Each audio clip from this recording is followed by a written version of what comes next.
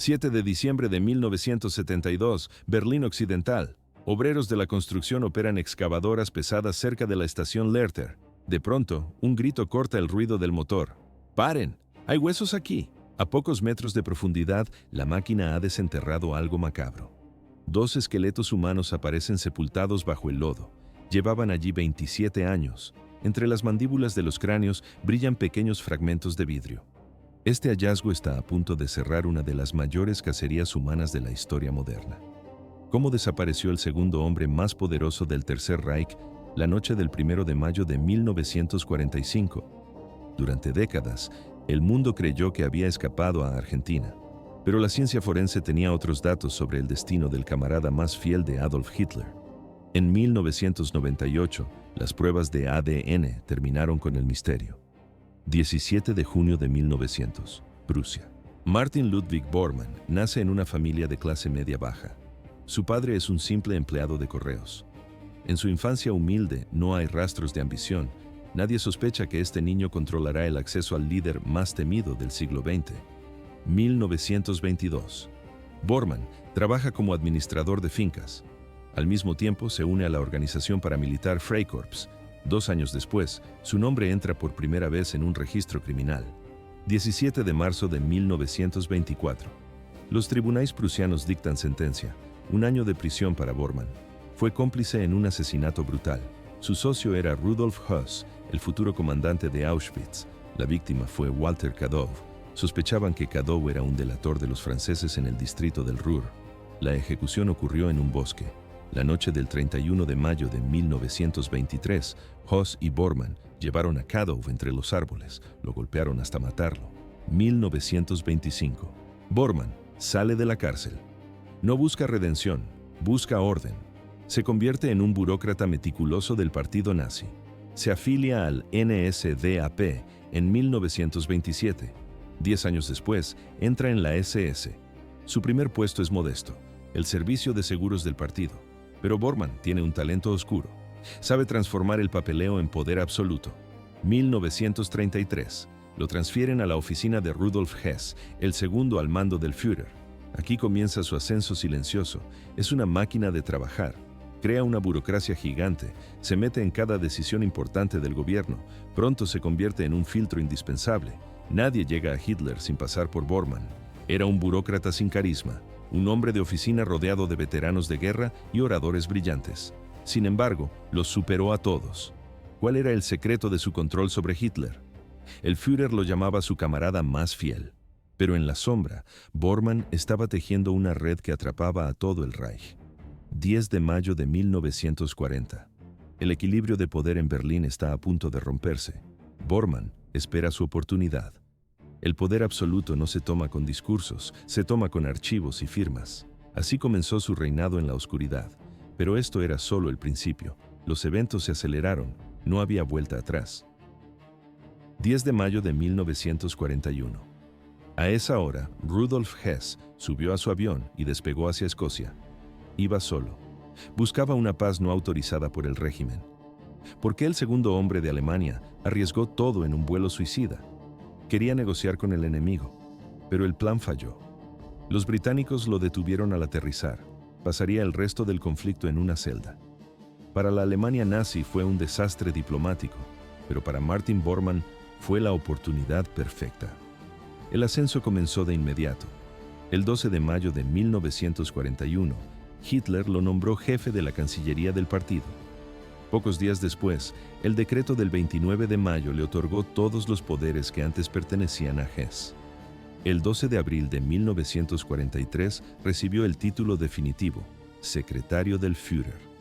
A los 42 años, un antiguo empleado de seguros controlaba el acceso al hombre más poderoso de Europa. Pero esto era solo el principio.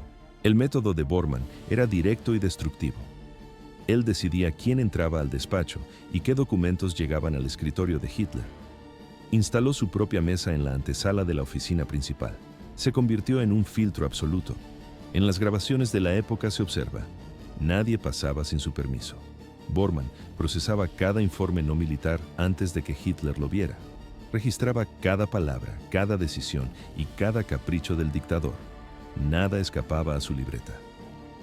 El 1 de diciembre de 1942, el control se hizo total.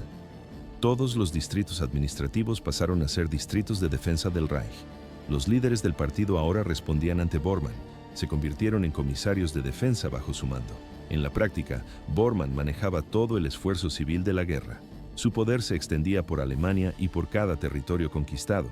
Los documentos del Tribunal de Nuremberg son claros sobre su crueldad. El 31 de mayo de 1941, firmó el decreto para aplicar las leyes raciales en los territorios del Este. Luego, el 9 de octubre de 1942, fue más allá. Declaró que la cuestión judía ya no se resolvería con la emigración. Ordenó el uso de la fuerza implacable en los campos especiales. A primera vista, un administrador eficiente, pero en realidad un criminal sistemático. Albert Speer, el arquitecto de Hitler, dejó constancia de su carácter. Escribió que Bormann destacaba por su brutalidad, incluso entre hombres despiadados. Carecía de cultura. Ejecutaba cada orden de Hitler sin cuestionar nada. Trataba a sus subordinados como si fueran ganado. ¿Cómo un hombre tan tosco logró silenciar a los moderados del régimen? Hitler admiraba su eficacia ciega. Bormann no discutía, simplemente destruía los obstáculos. Pero la situación empeoró. El Ejército Rojo comenzó a cerrar el cerco sobre Berlín. Los mapas en el búnker mostraban el avance soviético cada hora. No había vuelta atrás. 16 de enero de 1945. Los últimos días del Reich habían comenzado. 1945. El Tercer Reich estaba sentenciado. Martin Bormann regresó al búnker de Hitler en Berlín mientras el Ejército Rojo rodeaba la capital. Las divisiones soviéticas avanzaban desde el este sin detenerse. Las bombas aliadas reducían los edificios a montañas de escombros. El búnker, construido bajo la Cancillería, se convirtió en una tumba de hormigao. El aire era pesado y el espacio era cada vez más estrecho. ¿Qué hizo Hitler en sus últimas horas? Dictó su última voluntad. Sabía que no había salida. El 29 de abril, de madrugada, 4 hombres se reunieron en una habitación pequeña. Wilhelm Burgdorf, Joseph Goebbels, Hans Krebs y el propio Bormann firmaron el documento oficial. En el papel, Hitler llamó a Bormann su camarada más fiel. Lo nombró albacea de todas sus propiedades personales. Era su último acto de confianza. Esa misma noche, ocurrió un evento inusual. Hitler se casó con Eva Braun en una ceremonia civil rápida. No hubo lujos ni celebraciones. El 30 de abril, por la tarde, la situación llegó a su límite. Hitler y Braun entraron en su habitación. Se suicidaron. Ella mordió una cápsula de cianuro. Él se disparó en la sien. Los guardias sacaron los cuerpos envueltos en mantas. En las imágenes grabadas por la historia se ve. El humo sube en el jardín de la Cancillería. Los soldados rociaron los cadáveres con gasolina y prendieron fuego. Según las órdenes finales, Bormann asumió el cargo de ministro del partido. Era oficialmente el hombre con más poder dentro de la organización nazi, pero ese poder no servía de nada entre las ruinas. Bormann intentó una última maniobra. Junto a Goebbels, buscó negociar un alto al fuego con los comandantes soviéticos. La respuesta de Stalin fue corta y dura. Solo aceptarían la rendición incondicional. No había términos, solo la entrega total o la muerte.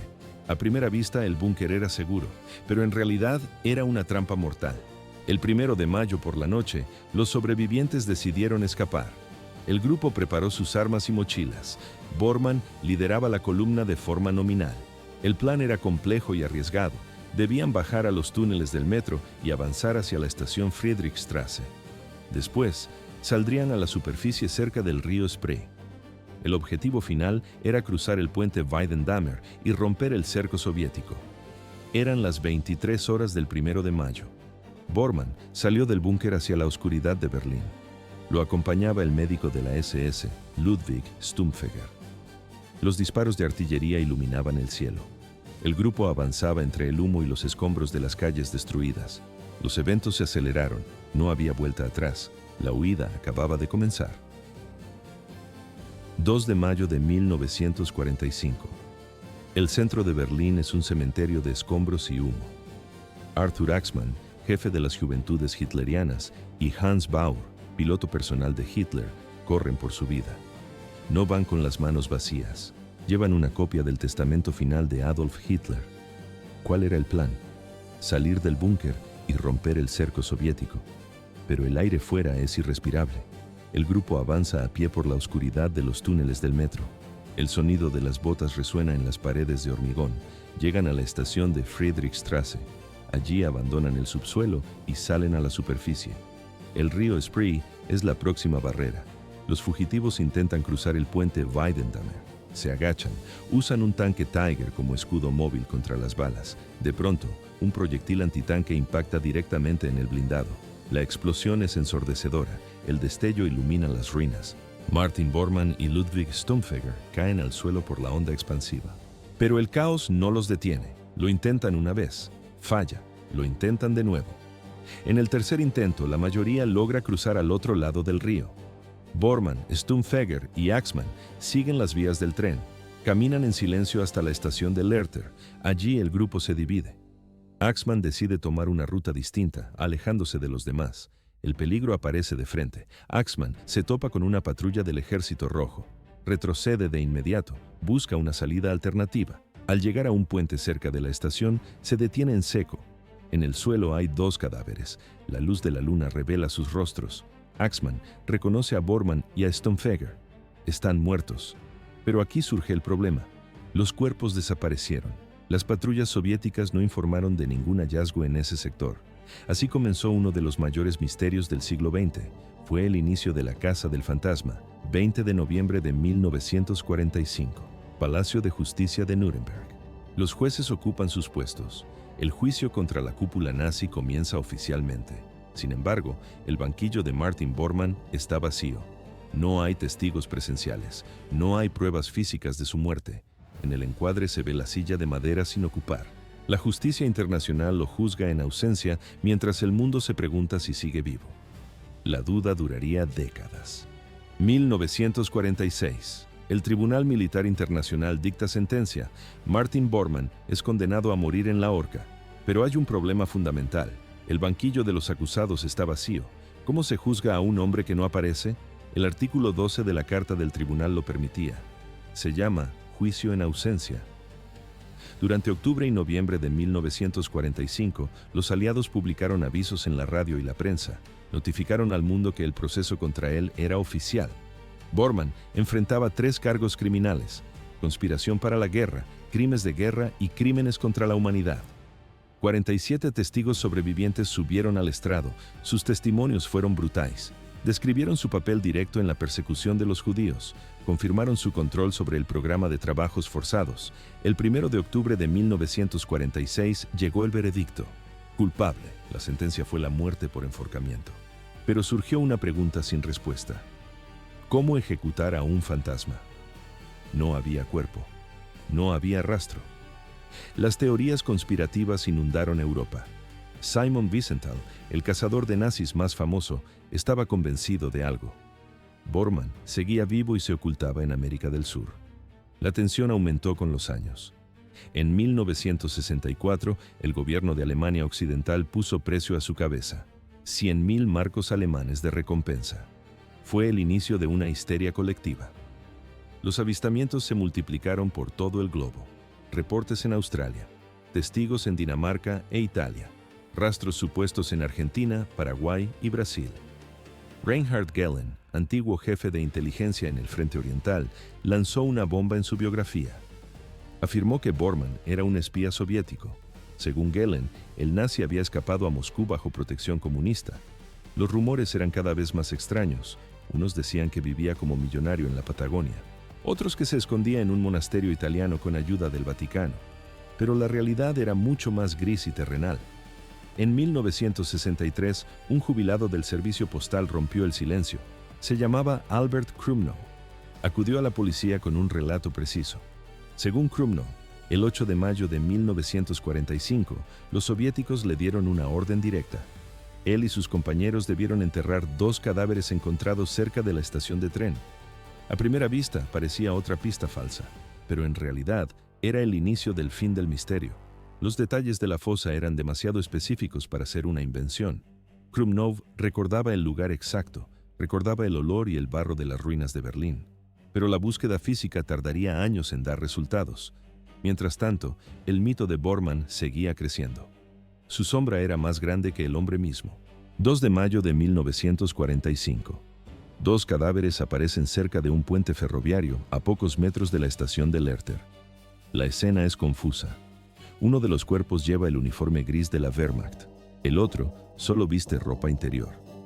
Un soldado revisa los bolsillos del segundo hombre.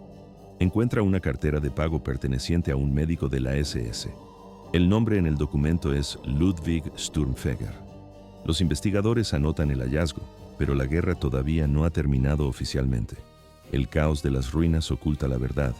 ¿Era ese el fin de la mano derecha de Hitler? Muchos dudaban. El nombre de Martin Bormann seguía encabezando las listas de los más buscados. En julio de 1965 comenzaron las excavaciones. Las palas golpearon la tierra en el lugar exacto marcado por los testigos. El resultado fue nulo.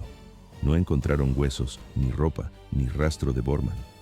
El gobierno alemán decidió detener los trabajos. Berlín era un inmenso cementerio a cielo abierto. Las calles estaban saturadas de balas comunes y fosas improvisadas de los últimos días del conflicto.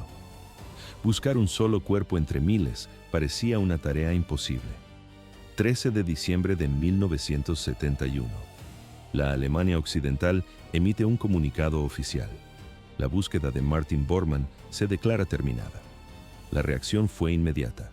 Grupos de derechos humanos y cazadores de nazis llenaron las calles de protestas. Acusaban al gobierno de rendirse demasiado pronto. Para el mundo, el fantasma de Bormann seguía vivo, quizás oculto en algún rincón de Sudamérica. Pero esto no terminó aquí. El destino tenía otros planes. A primera vista, la búsqueda estaba muerta. Pero en realidad, el suelo de Berlín guardaba un último secreto. Pasaron décadas de silencio absoluto. La historia parecía cerrada bajo el asfalto de la nueva ciudad. Los eventos se aceleraron en diciembre de 1972. Un grupo de trabajadores de la construcción operaba cerca del antiguo puente ferroviario. Las excavadoras levantaron la tierra para instalar nuevas tuberías. El metal de la máquina chocó con algo sólido. En el encuadre se ve restos óseos mezclados con tierra negra. No era una fosa común. Eran dos esqueletos enterrados a poca profundidad. Los forenses llegaron al sitio de inmediato. Limpiaron los cráneos con pinceles y tomaron fotografías de los dientes. La ciencia tenía ahora la última palabra. La tecnología dental confirmó lo que las excavaciones anteriores no pudieron hallar. Los restos coincidían exactamente con los registros de Bormann y Sturmfeger. Así terminó el misterio del nazi más buscado.